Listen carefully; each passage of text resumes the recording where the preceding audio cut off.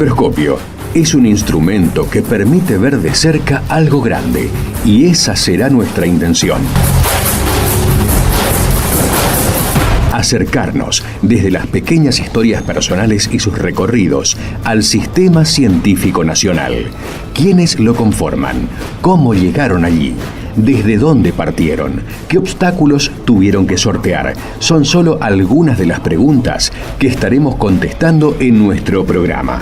Les invitamos a escuchar estas trayectorias y a sus protagonistas.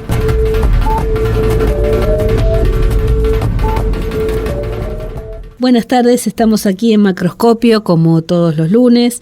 Hoy tenemos el gusto de hablar con el doctor Sebastián Sayago. Sebastián es profesor en letras, licenciado en letras, tiene una maestría en metodología de la investigación científica y es doctor en filosofía y letras con orientación en lingüística. Es investigador adjunto de CONICET, se dedica al análisis del discurso y se desempeña en el Instituto de Investigaciones Lingüísticas y Literarias de la Patagonia, Facultad de Humanidades y Ciencias Sociales, Universidad Nacional San Juan Bosco, en Comodoro Rivadavia. Era larga la presentación. Le damos la bienvenida a Sebastián y le agradecemos su tiempo en Macroscopio. ¿Cómo estás? Hola, buenas tardes, Sandra. Un saludo para vos y para toda la audiencia y para todo el equipo de trabajo en Macroscopio. Bueno, muchas gracias. Contame, Sebastián, siempre empezamos el programa hablando un poquito de los recorridos personales. ¿Cómo fue que nació tu curiosidad, tu interés por esta disciplina, por la lingüística en particular? Bueno, en mi caso, como ocurría antes, no tanto ahora, estudié letras porque me gustaba leer y escribir, yo quería ser escritor, quería después ser crítico literario. Me comencé a formar en el área de los estudios literarios. Yo comencé como ayudante alumno ahí, como ayudante docente. Mi primer concurso docente como auxiliar fue en una materia de teoría literaria. Realmente estaba muy entusiasmado. Y en ese momento, estamos hablando de la década del 90, recién empezaba a hablarse de análisis del discurso. Era un campo muy novedoso, no se sabía mucho de él en Argentina, eran pocos los autores que lo estaban trabajando, no estaba institucionalizado dentro de las carreras de letras. Yo tomo contacto con el grupo que coordinaba en ese momento Beatriz Lavandera en la UBA. Claro. Ella organiza un programa de formación predoctoral que era presencial, pero con encuentros quincenales. Entonces a mí me podía permitir viajar y asistir. Yo vivía en Comodoro Rivadavia. Y a partir de ese momento se me activa el chip de la lingüística discursiva. Me empieza a entusiasmar. Entro en crisis con mi formación previa, porque ya los estudios literarios no me parecían tan interesantes como esto que yo estaba descubriendo. Me parecía fascinante la idea de trabajar el análisis de todos los discursos, y me daba cuenta que el discurso literario, que a mí realmente me fascinaba, me entusiasmaba, me sigue fascinando, ¿sí? Me sigue gustando leer y la literatura me sigue pareciendo un espacio mágico, pero era, pensaba yo, un discurso más. Claro. Incluso no era el discurso que más condicionaba nuestras prácticas sociales, no era el más importante para la vida cotidiana, para la toma de decisiones, para las interrelaciones, para la aceptación de las lógicas de poder. Entonces ahí descubro que hay algo piola, algo interesante, algo productivo, que tiene que ver con el análisis del discurso de los medios. En ese momento se daba mucha importancia al discurso de los medios, también ahora, pero bueno, podríamos decir que en ese momento había como dos grandes campos: el discurso político, básicamente las piezas oratorias de los principales líderes, y el discurso periodístico. Después se diversificó y ya hay como más, mucho más subcampos de acción. Así que bueno, yo me entusiasmé, tomé contacto con diferentes docentes que en Buenos Aires trabajaban en esta línea. Después terminaron siendo mis formadores, mis amigos posteriormente. Y bueno, entonces justo en el departamento se había liberado un cargo de auxiliar en la cátedra de Lingüística 1, Entonces yo me presento y me postulo, quedo en el cargo, y ahí ya renuncio a mi cargo de auxiliar en la actividad literaria y me cambio oficialmente de bando. Así que bueno, lo mío fue un descubrimiento casi repentino, pero después de estar graduado, ¿sí? Claro. Cambié mi trayectoria, y habiendo sido no un gran alumno en el área de lingüística, sino en el área de literatura, después decido cambiar de rama. Fue así. Bueno, pero bien, porque evidentemente era lo tuyo. Qué bueno que lo pudiste, que lo descubriste y que lo pudiste capitalizar. Sí, tal cual. La verdad que yo me siento muy cómodo, sigo sintiéndome apasionado por el análisis del discurso, me parece algo fascinante, y cada vez que doy la materia en la carrera, le digo a los chicos, esta es la mejor materia de la carrera, y le transmito todo el entusiasmo que sigo sintiendo. Claro, ¿sí? Está bien. ¿Te formaste Sí, sí. en universidad pública, obviamente? Sí, acá en la Patagonia, en Comodoro. Uh-huh. ¿Y sos el primero en la familia en acceder a la educación superior o hay profesionales ya? No, en mi familia soy de la primera generación. Uh-huh. Dentro de la familia extendida, digamos, mi papá era de los Sayagos de Santiago, está en el linaje, digamos, el primo de mi abuelo, que fue Gumercindo Sayago, que fue uno de los líderes de la reforma del 18, pero digamos, es un familiar muy lejano. Sí. Tanto mis abuelos como mis papás no fueron a la universidad, así que sí, soy la primera generación de universitarios en la familia. En este transcurrir, digamos, en encontrar esta disciplina que te atraía tanto, ¿cómo fue que decidiste dedicarte a eso como investigador? ¿Fue así un proceso también casual o ya lo empezaste a definir a medida que ibas adentrándote en la disciplina? Pues es que no, fue algo progresivo. En la década del 90, de la mano de las reformas que impulsó Menem, se empezó a desarrollar toda la lógica de categorización que tenemos ahora vigente, y se dio todo un impulso a políticas de investigación, de formación en investigación. Terminó siendo una preocupación, por un lado porque la universidad tenía que legitimar su rol como productora de conocimiento, entonces se reforzaba esa idea de que había que formar investigadores para que se incrementara la productividad de las universidades. Y por otro lado, por una cuestión más ligada a la supervivencia en la carrera académica, porque para alcanzar los cargos más altos en la categorización había que tener trayectoria de investigación, había que publicar papers y demás. Okay. Entonces, esa corriente llega a nuestra universidad, impulsa la reforma curricular, y empiezan a haber más oportunidades para el desarrollo de proyectos de investigación. Vienen profesores reconocidos de diferentes universidades en diferentes campos. Yo tomo contacto acá con Juan Zamaja, que fue un epistemólogo y metodólogo muy importante en la cátedra en la carrera de psicología de la UBA. Uh-huh. Entonces, él empieza acá a desarrollar, a coordinar un eje de investigación transversal en la Facultad de Humanidades y Ciencias Sociales, que es la que agrupa todo lo que es Humanidades y Ciencias Sociales en esta universidad. Y ahí es donde realmente entiendo que la investigación es algo fundamental de la práctica académica, y a partir de ahí empiezo a desarrollar todo el tiempo proyectos de investigación. Comienzo a cursar posgrados,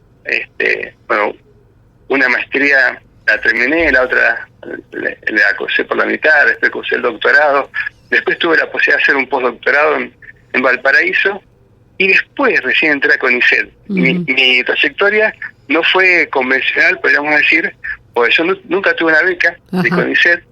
Entré después, ya con la trayectoria hecha en la universidad, ¿no?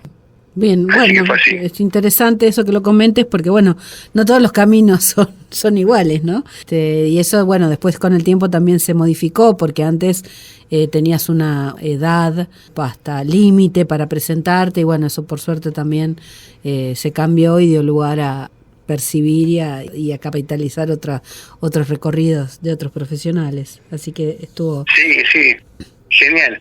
Hay muchos cambios positivos, ¿no? Sí. En este último tiempo, que bueno, ahora supongo que después conversaremos acerca Sí. del estado de la ciencia en nuestro país en este momento. Exacto. Pero efectivamente, como bien decís, Sandra, por un lado, CONICET tiene una estructura cada vez más flexible, permite que uno pueda entrar con diferentes recorridos. Antes eso no era tan fácil. Y al mismo tiempo también hay un incentivo para que los investigadores que están repartidos en todo el territorio desarrollen también funciones docentes en las universidades en las que están insertos. Y la verdad que bueno, eso estaba buenísimo, es un cambio muy positivo y y yo entré, digamos, en esa época, en ese momento. Cambio de época, porque yo me postulé en el año 2016 y entré en el 2017, que fue justo el año del gran recorte. Ese año se recortaron un 60% los ingresos a carrera, y bueno, yo tuve la suerte de entrar, fuimos muy pocos los del área de lingüística que ese año pudimos ingresar. Hacemos una primera pausa y seguimos en un ratito, ¿sí? Macroscopio, ciencia y sociedad. Continuamos en Macroscopio, estamos hablando con el doctor Sebastián Sayago, que nos está contando cómo fueron sus primeros pasos, cómo fue su ingreso a CONICET, posterior a su formación y elección obviamente de carrera y de temas de investigación. ¿Cómo fue ese ingreso, esos primeros años? ¿Cómo te estableciste allí en la universidad, en esta doble función que me decía que era interesante y que se empezó a dar en ese momento de ser docente investigador? Bueno, yo comienzo a conformar una cátedra de lingüística, luego se desarrolla una reforma curricular en nuestra universidad y se crean espacios de investigación en todas las carreras. Entonces, con la idea de que se formaran equipos que, además de trabajar la cuestión pedagógica y de enseñanza de investigación, investigaran realmente. Entonces, bueno, yo me integro en estos equipos, siendo muy joven, siendo, por supuesto, ayudante y comenzando con las tareas de investigación. Al mismo tiempo, como yo había comenzado a contactarme con docentes de la UBA, cuando cursé el programa predoctoral que coordinaba Beatriz Lavandera, también tengo vínculos con docentes que estaban trabajando allá, con Alejandro Reiter, María Laura Pardo, quienes después dirigen mi tesis doctoral, y con María Laura Pardo, que además también dirigió mi tesis de maestría, pude trabajar en proyectos a distancia. Ella coordinaba proyectos en la UBA, entonces yo tenía trabajando en un proyecto acá y al mismo tiempo siento con un proyecto en Buenos Aires. Bien, después, obviamente, fui madurando, fui creciendo, envejeciendo, todo junto, y me tocó asumir otras responsabilidades, ya más como coordinador de equipos de investigación. Pude conformar un equipo, y muy interesante acá en Comodoro. Después se empezaron a sumar docentes de otras ciudades de la Patagonia. Es un equipo bastante compacto, y ya llevamos como 8 o 9 proyectos desarrollados sucesivamente. Cuando yo ingreso a CONICET, retomo mi vínculo con Laura, en realidad con Laura Pardo. Nunca se cortó, pero bueno, yo había dejado de trabajar en proyectos con ella. Ella ya es una investigadora muy reconocida en el país, en América Latina y también dentro de CONICET. Entonces, también continúo trabajando con ella en un proyecto de investigación. Tenemos un PIB que se va renovando año tras año, estamos publicando más o menos un libro por año en Biblos. Así que bueno, la verdad que la investigación ocupa gran parte de mi vida. Con estos 2 proyectos de investigación que tengo simultáneamente, el de esta universidad, más el de CONICET, más mi tema propio de carrera de investigador, y las tareas docentes. Bien. Así que eso, no puedo pensar mi práctica laboral sin pensar en que hay que dedicarle tiempo a la investigación, trabajar en equipo, analizar datos, publicar papers, cumplir con informes, presentar los trabajos en congresos, toda esa tarea densa que supone la investigación, porque la investigación tiene como un eje básico la comunicabilidad, hay que comunicar, transmitir conocimiento. Bueno, es la parte muy linda, pero al mismo tiempo que genera una gran presión de la práctica de investigación, la idea de que hay que producir y comunicar, no solamente por publicar porque hay que publicar, sino porque pensamos que cuando uno expone lo que hace, por un lado somete sus resultados, sus avances al juicio de pares. Son otros pares los que evalúan lo que uno está haciendo, nos dicen que está bien o está mal, nos sugieren mejoras, correcciones. Al mismo tiempo, uno coopera para el desarrollo de la disciplina. Todos los investigadores publican sus resultados, nosotros los leemos, compartimos el estado del área, nos incentivamos para seguir desarrollando conceptos. Así que bueno, la comunicación también es una parte central de la investigación. Esta trastienda más privada, más de sentarse con las hojas, con los datos, en la computadora a pensar y escribir, pero también está la otra parte que es fundamental, que es la comunicación de los hallazgos. Totalmente de acuerdo. Por eso también hacemos Macroscopio, ¿no? Para que tengan un espacio más para difundir, que es algo fundamental e importantísimo para toda la comunidad. Y me encantó que contaras este proceso, ¿no? De formar equipo, de los proyectos, de tu relación con María Laura Pardo, que también estuvo en este programa, contamos con su relato también, un gusto hablar con ella. Y bueno, porque da cuenta también de todo el tiempo que lleva esto, que es la investigación. No solo la formación, sino después la docencia, trabajar en equipo, que entusiasmar a los estudiantes, que decías vos antes, ¿no? Como todos son engranajes de un mismo proceso, que es creación de conocimiento, que lleva años, ¿no? Años de todo tipo. Relaciones interpersonales, con otros grupos de investigación, con otros centros académicos. Es algo que es una vida para los que se dedican a eso. Sí, tal cual. Además es cierto que una vez piensa que la ciencia se compone solamente de científicos y de teorías. Claro. O sea, teorías o subdisciplinas y científicos que son los que trabajan y se apropian de las teorías y las desarrollan. Claro. Pero hay un eje organizacional que es fundamental, que es la tradición. La tradición es un concepto que en sociología de la ciencia se lo evoca mucho, se lo desarrolla, que explica lo que vos estás diciendo, este entramado real, localizado, regionalizado, histórico, de personas que de manera interrelacionada trabajan y se desarrollan y se apoyan mutuamente, y ahí podemos reconocer como un núcleo básico esta relación de maestro-discípulo, que parece antigua, que parece muy artesanal, pero que es fundamental. Es fundamental, totalmente. Sí, entonces a todos nos pasó.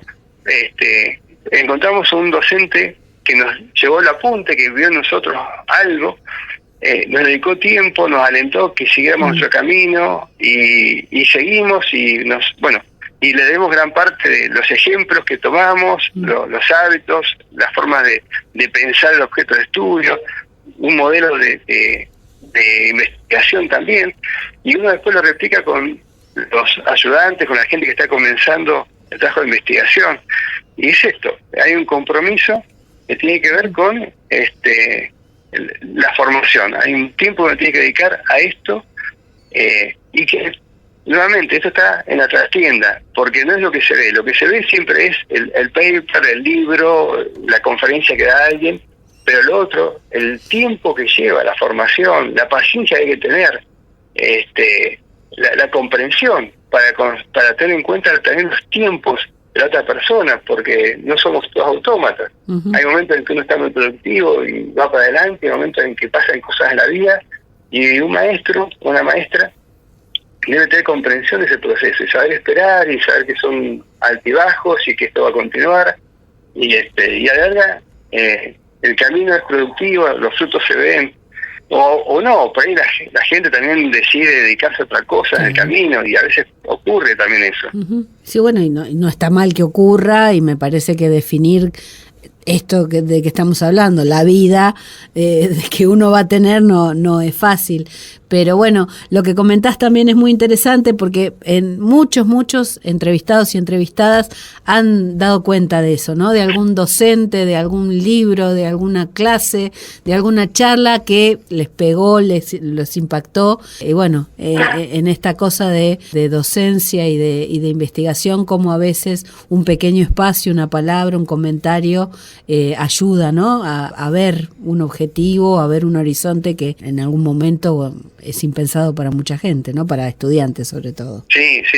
Y además porque muchas veces ocurre que un estudiante no tiene armado el panorama completo de la disciplina ni de las posibilidades, no maneja todas las opciones con que uno podría contar, ¿no? Para desarrollarse.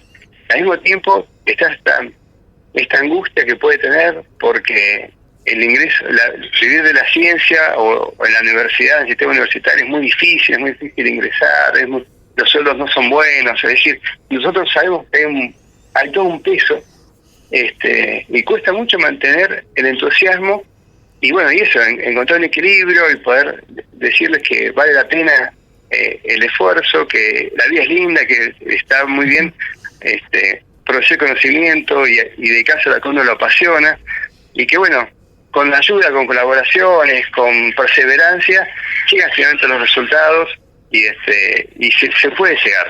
Bien. Yo creo que a la larga la academia o el campo científico premia, recompensa adecuadamente los esfuerzos, pero bueno, a veces hace falta paciencia. Sí. Y bueno, y ahí sí está por ahí la importancia del mentor, del investigador más avanzado, que puede ir marcando pautas, explicando procesos, aconsejando si conviene o no tomar una beca y renunciar a un trabajo, o conviene renunciar al trabajo y no tomar la beca, pero bueno, redoblar el esfuerzo. Bueno, todos estos consejos que uno puede dar después de tener el camino recorrido, y bueno, y teniendo conocimiento del campo, porque ya hemos visto estos momentos históricos en que todo parece más fácil y momentos en que parece más difícil y todo se comprime, y hay que manejar la frustración también, porque a veces un estudiante realmente se postula, se esfuerza con todo el corazón, con todas las expectativas, y no llega y no tiene posibilidades, y termina siendo muy injusto porque bueno, pues tiene que trabajar otra cosa y se le hace más difícil participar en proyectos de investigación y seguir estudiando, y se puede desanimar, y por ahí perdemos un investigador o un teórico brillante, potencialmente brillante, pero porque las posibilidades no se le dan, ¿no? Claro. Así que bueno, también estas son las cosas difíciles de la ciencia que uno tiene que verlas y tratar de transmitirlas para que se mantenga el entusiasmo con un criterio de realidad también. Hacemos otra pausita y volvemos en unos minutos. Macroscopio, para ver de cerca a nuestros científicos. Continuamos hablando con el doctor Sebastián Sayago. Bueno, nos comentaba los primeros años, la formación, la creación de equipos, cómo es su trabajo con los estudiantes, con los becarios, con otros investigadores. El tema de investigación, que me decías que es lo que te apasionó en su momento o te cambió de idea de dedicación, era el tema de análisis del discurso. ¿Cómo empezaste con eso? ¿Qué fue lo primero, el primer trabajo que abordaste y por qué entendiste que era algo fundamental o crucial en esta comunicación humana? Bien, bueno, a partir de mi contacto con María Laura Pardo principalmente y con Alejandro Reiter, empiezo a descubrir la relación entre discurso, ideología y poder, que son tres conceptos, la interrelación de tres conceptos fundamentales para lo que se considera estudios críticos del discurso. Entonces voy a tratar de demostrar cómo el discurso es un instrumento de dominación o de hegemonía o de establecimiento de poder de diferentes modos, cómo eso transmite ideología definida básicamente como una visión de mundo, ¿sí?, que puede estar asociada o a la clase o al modo de producción o a un grupo, y cómo eso se puede manifestar en diferentes ámbitos discursivos, hacia la prensa, el sistema educativo, el discurso público, el discurso jurídico. Bien, ese fue el enfoque básico que yo empiezo a trabajar. Alejandro Reiter tenía una visión más vinculada a la lingüística discursiva francesa, con Piaget y Althusser y Foucault. Entonces era toda línea materialista. En ese momento se estaba recomponiendo, se estaba desintegrando según la perspectiva toda la herencia marxista. Claro. Había quedado el muro de Berlín, digamos, estaba el marxismo en crisis. Pero bueno, era una discusión interesante a ver acerca de cómo ya con el capitalismo consolidado como sistema dominante a nivel mundial, cómo se puede explicar justamente el funcionamiento de la ideología para garantizar la visión de los sujetos y la reproducción del sistema, la legitimidad del statu quo. Por otro lado, María Laura Pardo trabajaba en la línea de Van Dijk, lingüista tan importante, holandés, neerlandés, y el eje de él estaba puesto en el discurso como un instrumento de discriminación. Entonces él estudiaba cómo las minorías eran representadas en los diarios de Europa Occidental como una forma de estigmatizarlas, de legitimar el chauvinismo, la xenofobia, y cómo eso se era de algún modo respaldado por los respectivos gobiernos, en España, en Inglaterra, en Francia, en Países Bajos, en Austria.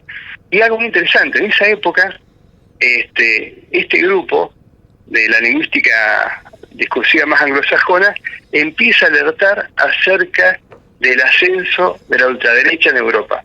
Empieza Ruth Wodak con el estudio de la ultraderecha en Austria y advierte que esos elementos que parecían totalmente superados todavía estaban latentes, eran elementos en diferentes países, sectores en diferentes países reivindicaban aspectos del nazismo, del fascismo, de otra manera, que tenían como principal enemigo al inmigrante pobre, al inmigrante sudamericano, africano, de Europa del Este, y alertaban acerca de lo que se podía llegar a venir. Estamos hablando de la década del 90, eso parecía muy remoto en ese momento. Bueno, y acá estamos, finalmente no fue tan remoto. No era tan remoto, eso te iba a decir. Así que bueno, a partir de estas dos perspectivas, una más francesa, otra más anglosajona, yo fui elaborando un modelo sintético, traté que sea sintético, ecléctico, retomando los aspectos que me parecían más interesantes de ambas corrientes. Y hago una digregación más, ¿sí? También yo tuve la influencia de un, comentaba recién, de Juan Zamaja, y él me orientó en el uso del concepto de sistema. La noción del sistema muchas veces es bastante cuestionable dentro de las ciencias sociales, pero él me dijo, bueno, ojo, el sistema es una categoría que siempre está presente. Permite ver un adentro y un afuera, una lógica interna diferenciada de una lógica externa. Bueno, y a partir de ese concepto pude construir un modelo que a mí me funciona y que tiene elementos de estas dos tradiciones. Y con eso trabajás. Hoy, ¿cómo trabajás? ¿Con medios, con redes sociales, con prensa, con todo? Sí, con todo. Siempre hago análisis de medios, de medios digitales principalmente, pero también con redes sociales. Y con el equipo de investigación que tenemos acá en la Patagonia, en Comodoro, en Chubut, trabajamos con el uso de Facebook, análisis de redes sociales, acá en Comodoro, en este equipo de investigación que tenemos en la universidad. Básicamente nos centramos en 3 grupos sociales: los grupos feministas, los grupos mapuche, que están en proceso de recuperación territorial, y los grupos socioambientales. centramos la atención en estos 3 grupos, pues son 3 grupos políticamente activos y que podemos denominar de alguna manera contrahegemónicos, o al menos en algún aspecto resisten una relación de dominación política y social. Bien, entonces lo que hacemos es trabajar básicamente con lo que ellos están publicando. A mí en particular es mi faceta, mi nicho dentro de este campo de estudio. Esto me ha permitido desarrollar el concepto de representación discursiva. Y acá retomo todo lo anterior que yo te estaba comentando acerca de los aportes que en mi formación hicieron María Laura Pardo y Alejandro Reiter. La idea es la siguiente. Lo que me llama la atención es cómo una representación social que está en el ámbito de lo cognitivo, de lo representacional, de lo simbólico, se materializa. ¿Qué cambios o qué operaciones específicas hay en ese proceso de materialización? Por ejemplo, la adopción de un género discursivo, de un estilo particular, el desarrollo a partir de ciertos componentes textuales, informativos, narrativos, argumentativos, y cada uno de estos componentes tiene a su vez subcomponentes, cuestiones más específicas. Uno puede detectar que cada componente informativo, narrativo o argumentativo tiene procedimientos lingüísticos específicos que se complementan entre sí. La argumentación de algún modo se complementa con la narración y viceversa. Y por otro lado tenemos la parte más representacional, más cognitiva, que no está sujeta a procesos lingüísticos específicos, pero que forma parte de esa carga simbólica, de esa representación, de esa imagen que se materializa, que también tiene componentes. Un componente ligado al conocimiento, aquello que se sabe, aquello que se considera objetivamente cierto en un momento determinado, un componente que se puede llamar creencia u opinión, y un componente emotivo. Toda representación genera, activa una predisposición afectiva, algo nos parece bueno o malo, algo nos indigna o no. Entonces, esto yo lo trabajo en estos grupos para ver en cada caso, si voy al campo, si voy al plano de lo representacional, qué se considera cierto, objetivamente cierto, qué se considera opinable y qué emociones se gestiona, se acicatea, se administra, se expone en estas producciones discursivas. Y por otro lado, si en el plano discursivo, lo que yo analizo es cómo estos componentes, el informativo, el narrativo y el argumentativo, se complementan en cada texto específico para poder transmitir, materializar de manera adecuada cada representación. Así que bueno, digamos, de algún modo ese es el tema.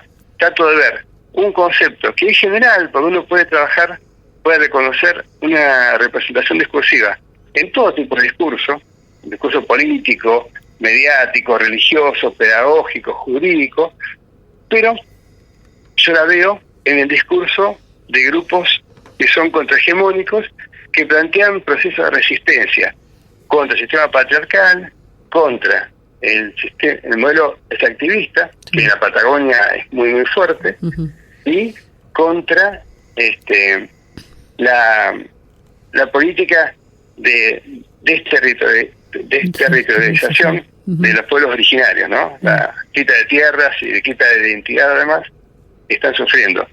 Y como consecuencia, todos estos grupos, sobre todo los grupos mapuche tehuelches y los grupos socioambientales, experimentan, sufren procesos de criminalización. Hacemos la última pausa, Sebastián, y volvemos en un segundito. Macroscopio, lunes de 18 a 19. Conduce Sandra Nicosia. Continuamos hablando con el doctor Sebastián Sayago, ya en el último bloque. Bueno, nos hablabas de todos estos discursos que analizás, contrahegemónicos si se quiere, del feminismo, de los pueblos originarios, de ambientalistas en contra del modelo que se impone. Y del otro lado, a nivel gubernamental, coyunturalmente en este gobierno, también hay un discurso particular, bajado desde el gobierno nacional, contra todos estos grupos, digamos, que vos mencionás, no grupos por organizaciones, sino como grupos actores sociales, y también se ha incluido el tema de la ciencia, ¿no? De los científicos y de lo que supuestamente se debería hacer y no se es. ¿Cómo lo estás analizando esto? Ayer en un espacio, en un sitio web, salió una nota tuya muy interesante, hablando precisamente de este discurso del presidente de la Nación contra lo que es la ciencia, los científicos, y bueno, lo que venimos escuchando ya desde hace un tiempo y sobre todo desde diciembre del año pasado. Sí, tal cual. Bueno, lamentablemente estamos en esta etapa de la historia, ¿no? Con un presidente que de manera abierta y explícita cuestiona, por un lado, todo lo público, incluida la educación pública, las universidades públicas, y también la producción de ciencia en el ámbito estatal. En un discurso que es ultracapitalista, porque lo que todo el tiempo el gobierno, o Milei básicamente, el presidente, afirma, es que lo que es valioso socialmente depende del mercado. Es decir, si el mercado lo acepta y lo mantiene, porque lo compra, porque lo consume, algo es socialmente valioso. Y si no es así, es porque no es valioso y debe dejar de existir. De algún modo, él ya lo había anticipado en la campaña electoral, cuando él decía que si una escuela tiene pocos estudiantes, tenía que cerrar. Sí. Como una empresa que la quiebra. Algo que parecía realmente inverosímil, porque nosotros no podemos concebir una escuela como una organización económica. Exactamente. Y esto, claro, bueno, y esto que lo decía en campaña, pero lo decía en campaña, es cierto, en un contexto en el que decía muchas cosas más, ¿sí? Quizás no era lo más terrible lo que decía, en ese momento también hablaba de la libre exportación de armas, de destruir el Banco Central, de cerrarlo enseguida. Sí, no, era un conjunto de propuestas que hacía, que lo marcaban como un político antisistema, como una figura extravagante, y muchos decían, no, yo lo voy a votar porque no va a ser tanto, no se va a animar, no se va a moderar cuando llegue al gobierno, pero es importante que llegue para cambiar de gobierno, porque el otro gobierno ya tenía un ciclo que estaba agotado, estaba muy desgastado y demás. Pero lo curioso es que hay ciertos rasgos discursivos que el gobierno trata de mantener, buscar adversarios, ¿no? Aquellos que reivindican ciertos usos del Estado son los adversarios, son lo que se identifica como parte de un estatismo empobrecedor, son zurdos, socialismo empobrecedor. Los científicos caen en esa volteada finalmente cuando reconfigura el concepto de casta. Ya casta no son los políticos que estaban antes, todos, porque gran parte de esos políticos que estaban antes están de vuelta con él, sino que casta es son los grupos que se oponen a su discurso, que cuestionan sus políticas, que no adhieren a los postulados libertarios o ultracapitalistas. Bueno, y ahí caen los científicos. Y bueno, las últimas expresiones del presidente son preocupantes en un momento en el que se está por discutir la ley de financiamiento universitario, que esperemos que se apruebe, porque realmente lo mínimo que uno puede esperar es que el aumento del presupuesto vaya de la mano de la inflación. Ni siquiera se está pensando en que haya una inversión fuerte, sino simplemente que no se deteriore más de lo que se haya deteriorado el sistema universitario, es lo mínimo que uno puede pedir. Aún así, el presidente ya adelantó su intención de vetar esa ley si se aprueba, como hizo con la reforma previsional. Claro, entonces bueno, el panorama es desolador porque hasta ahora hemos tenido presidentes más o menos liberales en algún momento de nuestra historia, incluso Menem lo fue, Menem que es de algún modo el ejemplo de Milei, pero Menem nunca se animó a decir las cosas que dice Milei. La idea de que los científicos son parte de la casta, que son parásitos, que tendrían que estar yendo al mercado a ver si pueden vender algo. Ese desprecio que uno experimenta, que uno percibe en el discurso de Milei, bueno, es novedoso, es un rasgo novedoso y al mismo tiempo peligroso. Uh-huh. Y lo otro que uno tiene que pensar es qué pasa en la sociedad para que ese tipo de discurso tenga validez. Es cierto, y lo demostró afortunadamente, ¿no? La gran marcha universitaria de abril, es que gran parte de la población, incluso la población que lo votó a él, no está de acuerdo con sus afirmaciones extremistas, ultracapitalistas, que intenta reducir todo a la lógica del mercado y a cancelar, a destruir la producción científica estatal. La gran parte de la población tiene respeto y admira y valora positivamente el sistema educativo público, más allá de las falencias obvias que tiene, y sobre todo de la ciencia y los estudios universitarios. Eso es algo que está muy valorado porque funciona bien, porque no se puede decir que es un sistema donde hay personas mantenidas, son todos ñoquis. No, hay una alta productividad y la ciencia argentina, aún en estas condiciones, tiene un reconocimiento muy alto a nivel mundial. Uh-huh. Entonces, bueno, los hechos contradicen este discurso simplificador del presidente, pero no deja de ser preocupante que un presidente que supuestamente apuesta a la ciencia y admira los países desarrollados científica y tecnológicamente, diga las cosas que dice. Sin duda que una parte de su electorado esto la satisface, quizás a algunos que tienen rencor o algún tipo de fobia hacia lo estatal y hacia la educación superior en general, pero yo creo que gran parte de la población no está de acuerdo con lo que dice Milei, y yo, viendo algunos diarios que lo han apoyado y que lo apoyan al presidente, esos aspectos temáticos, estos excesos, podemos decir, discursivos, se los señalan.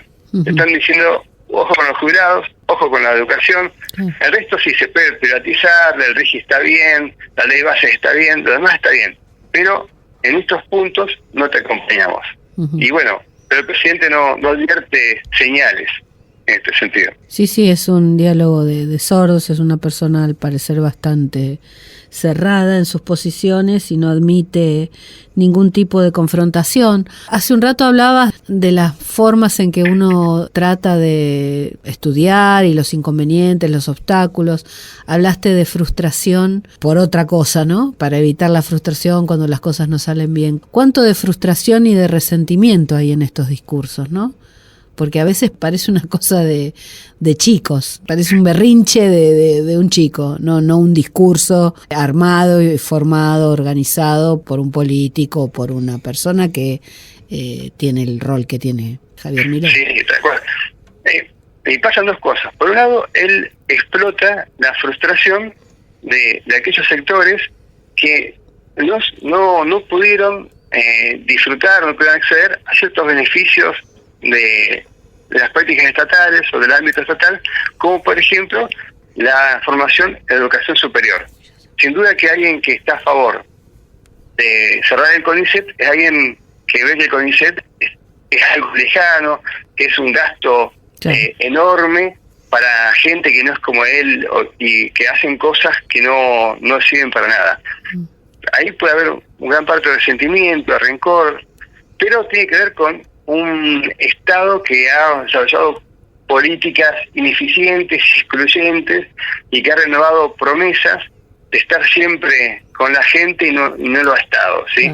Al mismo tiempo se han manifestado, se han visto prácticas de corrupción en todos los niveles. Entonces, bueno, en ese contexto, mucha gente que no accede a esta instancia de formación siente que esta crítica está bien porque cae dentro de la crítica general para todo lo que está mal.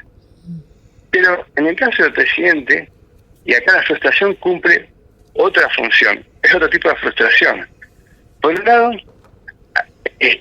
él desprecia a los científicos y a los profesores universitarios, sobre todo de las universidades estatales, pero a él le encanta que le digan doctor. Ajá. Que lo presenten como doctor. Claro. Adorni lo presenta cada vez que hay un espectáculo público, un encuentro de ultraderecha, el doctor Milei. Y en realidad el título que tiene el doctor es un título bastante flojo de papeles. Cuestionable, sí. Claro, su amigo Bertie Venegas Lynch tiene una escuela privada y le dio el título de doctor honoris causa, y con ese título se presenta en todo el mundo. Claro. ¿Sí? Tiene un título que no tiene validez oficial, pero en absoluto. Claro. A él le gusta decir que la gente fuera a una par a escuchar su conferencia magistral, y Adorni dice, el vocero presidencial, cada vez que Milei habla en diferentes países, que el doctor Milei ha dado una clase magistral. No es una clase magistral, pero más allá de que alguien puede pensar que realmente es brillante, dice cosas muy lúcidas, el hecho de pensar que cada locución de Milei es como una clase magistral manifiesta este deseo de ser eso que está cuestionando, ser un teórico, un científico brillante, Claro. Una esfera académica de renombre. Y encima, para completar la frustración presidencial, está el hecho de que, si bien él publica mucho, cada vez que publica, recibe numerosas denuncias de plagio. Y eso en la ciencia está mal visto. O sea, un científico que se respete no puede ser acusado de plagio. Claro. Jamás. Bueno, y a él lo siguen denunciando porque todo el tiempo está presentando ideas y tiene que publicar un montón de páginas y claro, no puede escribir. Y tampoco puede investigar. Refrita, copia, recibe denuncias de plagio y sigue para adelante, como si no le que hacer la ficha. Por lo visto te va a dar bastante más material para investigar en los próximos meses y años. Ojalá que también habilite los recursos para que puedas seguir trabajando vos y muchos de nosotros. Lamentablemente se nos terminó el programa, Sebastián. Ha sido un gusto hablar con vos y bueno, te tendremos en agenda para consultarte ante cualquier otra eventualidad que seguro lamentablemente la va a haber. Te agradezco mucho tu tiempo. No, gracias a vos, Sandra, por el ámbito de la conversación, por la charla tan amena. Bueno, y quedo a disposición para cualquier charla futura, cualquier consulta, lo que sea. Hoy escuchamos en Macroscopio por el conjunto Mozart Héroes, Enter Sandman Symphony número 40 en sol menor y Nothing Else Matters de Metallica. Nos despedimos hasta el próximo lunes. Los saluda Sandra Nicosia, operación técnica Beco Blanco y Marcos Méndez.